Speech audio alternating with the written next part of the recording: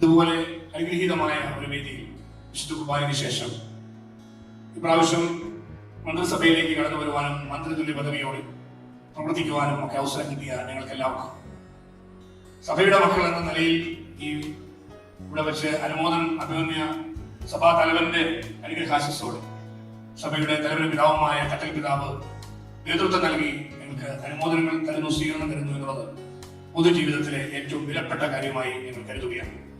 സഭയോടുള്ള നിസ്സീമമായ കടപ്പാട്, അതിലുപരിയായ ഞങ്ങളുടെ നന്ദി ഇവിടെ ഞങ്ങളെല്ലാവരും ഒന്നിച്ച് പ്രകടിപ്പിക്കട്ടെ. അഭിമന്യ കത്തൽ പിതാവ് ഇവിടെ ഓർമ്മപ്പെടുത്തുകയുണ്ടായി. ധീരനായ തോമസ് ലീഹായുടെ നിലപാടുകളാണ് അധീരതയാണ്. അവിടെ ദൈവത്തോട് ചേർന്ന് നിന്നുകൊണ്ട് എല്ലാ കാര്യങ്ങൾക്കും പുറപ്പെടുക, ഇറങ്ങിത്തിരിക്കുക എന്ന വലിയൊരു സന്ദേശം ഭരണരംഗത്ത് വരുമ്പോഴും തോമസ് ലീഹായുടെ ഈ ഉറച്ച നിലപാട് ഏറ്റവും കരുത്തു പകരുന്നതാണ് എന്ന് ഞങ്ങൾ ഉറച്ചു വിശ്വസിക്കുന്നു.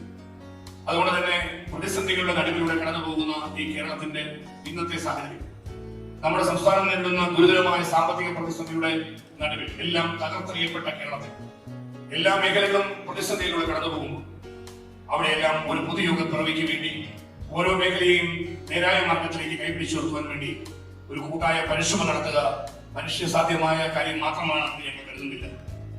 വേഗനായ മുഖ്യമന്ത്രി ശ്രീ വി ഡി സതീശന്റെ നേതൃത്വത്തിൽ മനുഷ്യസാധ്യമായ പരിശ്രമമാകാൻ വേണ്ടി ഞങ്ങളെല്ലാം ചേർന്നുകൊണ്ട് ഒരു കൂട്ടായ സഹകരണത്തോടെ നടത്തുമ്പോൾ ദൈവികമായ കൃപകളും അനുഗ്രഹങ്ങളും ഏറ്റവും പ്രധാനപ്പെട്ടതാണ്. അതിൽ നിങ്ങളെല്ലാവരുടെയും പ്രാർത്ഥനയാണ് ഏറ്റവും കരുത്ത് എന്ന് ഞാൻ കരുതുന്നു. അഭിമന്യ പിതാവിന്റെയും പ്രിയപ്പെട്ട ഞങ്ങൾ ഓരോരുത്തരുടെയും പ്രാർത്ഥനാപൂർവ്വമുള്ള സഹായ സഹകരണങ്ങൾ അഭ്യർത്ഥിക്കുകയാണ്. ഞാനിവിടെ ഏതാനും കാര്യങ്ങൾ പ്രിയപ്പെട്ട സണ്ണി ജോസഫ് മന്ത്രി ഇവിടെ സൂചിപ്പിക്കുകയുണ്ടായി. നിയമസഭയിൽ പ്രതിപക്ഷത്തായിരിക്കുമ്പോൾ ഞങ്ങൾ ചൂണ്ടിക്കാണിച്ച കാര്യങ്ങളിൽ J B Koshy commission report വളരെ ഏറ്റവും കൂടുതൽ ആഗ്രഹിച്ചതും ആവശ്യപ്പെട്ടതുമായ കാര്യമാണ്. അതിൽ ആദ്യം തന്നെ ഗവൺമെന്റ് മന്ത്രിസഭയും നിയമസഭയും ഒരേപോലെ തന്നെ ആ കാര്യത്തിൽ മുന്നോട്ട് വന്നതിന്റെ തെളിവാണ് പ്രിയപ്പെട്ട മുഖ്യമന്ത്രി നടത്തിയിട്ടുള്ള നിയമസഭയിലെ മറുപടി പ്രസംഗം. അതിലേക്കുള്ള തുടർ നടപടികൾ ജെ ബി കമ്മീഷൻ കോശി റിപ്പോർട്ടിൽ നടപടികളിലേക്ക് കിടക്കുന്നു എന്നുള്ളത് തീർച്ചയായിട്ടും അതിന്റെ തുടർ നടപടികൾക്കും ഞങ്ങൾ എല്ലാവരും അതിന്റെ പിന്നാലെ ഉണ്ടാവും. അതോടൊപ്പം തന്നെ നമ്മൾ നേരിടുന്ന പ്രശ്നങ്ങൾ, വനം വന്യജീവി ആക്രമണം, കാർഷിക മേഖല നേരിടുന്ന പ്രശ്നങ്ങൾ, ഇതിനെയെല്ലാം അതിജീവിക്കുവാൻ കഴിയുന്ന വിധത്തിലുള്ള നടപടികൾ ഇന്ന് ചുമതലയേറ്റ ഗവൺമെന്റിന്റെ വലിയ കടമയായി തിരിച്ചറിയുന്നു. വിദ്യാഭ്യാസ രംഗത്തുള്ള നമ്മുടെ സംരക്ഷണം, ഇവിടെ വിദ്യാഭ്യാസ രംഗത്തും ആതുര ശുശ്രൂഷ രംഗത്തും വലിയ പ്രതിസന്ധികളെ നേരിടുമ്പോൾ അതിനെല്ലാം തരണം ചെയ്യുവാൻ നമ്മുടെ സ്ഥാപനങ്ങൾക്ക് സംരക്ഷണം ലഭിക്കുവാൻ കഴിയുന്ന വിധത്തിൽ സർക്കാരിന്റെ ഭാഗത്തു നിന്ന് ലഭിക്കേണ്ട പരിഗണന, അക്കാര്യങ്ങൾക്കെല്ലാം വേണ്ടി മന്ത്രിസഭയിലും നിയമസഭയിലും ഇടപെടാൻ കഴിയുന്ന നിരവധി ആളുകൾ സഭയുടെ തലത്തിൽ നിന്നുണ്ടാകുന്നു എന്നുള്ളത് ഏറ്റവും വലിയ കാര്യമായി മാറും എന്നതിൽ ഒരു സംശയമില്ല. ഞങ്ങളെല്ലാം ആ നിലയിലേക്ക് വളർത്തുന്നതിൽ നമ്മുടെ സഭ വലിയ പങ്ക് വഹിച്ചിട്ടുണ്ട്. പ്രിയപ്പെട്ട മന്ത്രി സണ്ണി ജോസഫ് വിദ്യാലയങ്ങളിൽ കലാലയത്തിൽ പഠിക്കുവാൻ അവസരം കിട്ടിയതിനെ കുറിച്ച് പറയുകയുണ്ടായി. എന്നെ സംബന്ധിച്ചിടത്തോളം ഞാൻ ആദ്യം മത്സരിക്കുന്നത് 96-ലാണ്. 1996 വിദ്യാർത്ഥി രാഷ്ട്രീയത്തിന്റെ കാലത്ത് മത്സരരംഗത്തേക്ക് വരുമ്പോൾ ഞാൻ സ്ഥാനാർത്ഥിയായി Shri P J Joseph sir party chairman എന്നതിൽ പ്രഖ്യാപിച്ചപ്പോൾ എനിക്ക് സത്യത്തിൽ രാഷ്ട്രീയത്തിൽ കിട്ടിയ അന്നത്തെ പിന്തുണയേക്കാൾ സഭയുടെ മകൻ എന്ന നിലയിൽ ഞാൻ സൺഡേ സ്കൂളിൽ അന്ന് കടുത്തുരുത്തി പള്ളിയിൽ അധ്യാപകനായിരുന്നു. കടുത്തുരുത്തിയിലെ സഭയുടെ പാലാനപതിയുടെയും KCYയുടെ സജീവ പ്രവർത്തകനായിരുന്നു. അതുകൊണ്ട് തന്നെ സഭയുടെ ഏറ്റവും പ്രിയപ്പെട്ട ഒരു മകൻ മത്സരരംഗത്ത് വന്നിരിക്കുന്നു. ത്രികോണ മത്സരമാണ്, വലിയ പ്രതിസന്ധിയുടെ മത്സരമായിരുന്നു. മുന്നണികൾക്കകത്ത് തന്നെ പ്രശ്നങ്ങളുടെ നടുവിലാണ് ഞാൻ ആദ്യം മത്സരരംഗത്ത് വരുന്നത്. അപ്പോൾ അന്ന് ആദ്യത്തെ ഇലക്ഷനിൽ തന്നെ 15,000-ലധികം വോട്ടിന്റെ ഭൂരിപക്ഷത്തിൽ അവിടെ കടുത്തുരുത്തി മണ്ഡലത്തിൽ വിജയം കിട്ടി എന്ന് പറയുന്നത് സഭയുടെ ശക്തമായ പിന്തുണയോടാണ് എന്നുള്ളതിൽ ഒരു സംശയമില്ല. അത് ആദ്യം തന്നെ നന്ദി നോക്കിയാണ്.